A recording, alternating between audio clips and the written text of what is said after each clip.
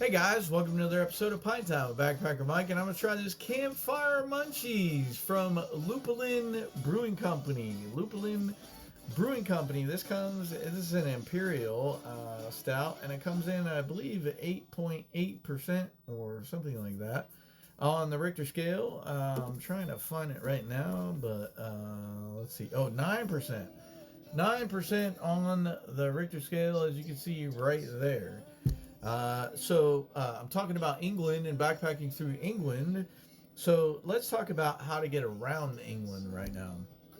Public transportation is going to be your best option. That's what I usually use when I travel around the world. England has an excellent transportation system, from buses to trains to trams to tubes. If you're from the United States, a tube is a subway, by the way. For example, one-way fare on the tube in Zone 1 in England costs around £6.30, which is about, I don't know, $7.50, $8 for a one-way trip. But by getting your visitor Oyster card, that reduces it to £2.50. So very good. Trains are pretty expensive. I took a train in England. However, I was there in the off season, so it wasn't that bad. But the National Train Service, for example, from London to Liverpool costs about £25 or as much as £150, which is kind of crazy.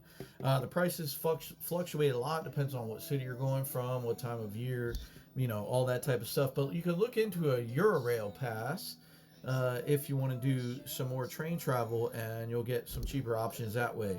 Bus is probably the cheapest way to travel.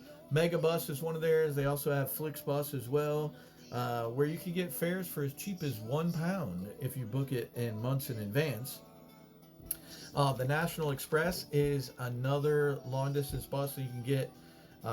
It's another maiden bus company, and the passes cost around £12.50.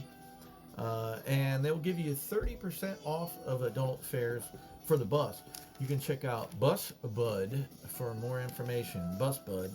Car rentals, which I don't really recommend in England, but if you really want to go that route, at £20 to £30 a day for a multi-day. Most cars are standard, however, not automatic. So if you don't know how to drive a standard car, you probably don't want to get a car. Plus, you have to be 21 years of age or older. Hitchhiking is also another way to get around England, and it's fairly easy. I just finished the Facebook Live where I talked to my friend John, who's another backpacker who lives in England, and he said hitchhiking is pretty easy, especially with the truckers. So this is always an option in England. It's pretty safe. You could check out Hitch Wiki for some more information on hitchhiking. So let's give this Campfire Munchies a try and see what it's all about. Cheers, prost, sláinte, and skål for my Nordic friends. You know who you are.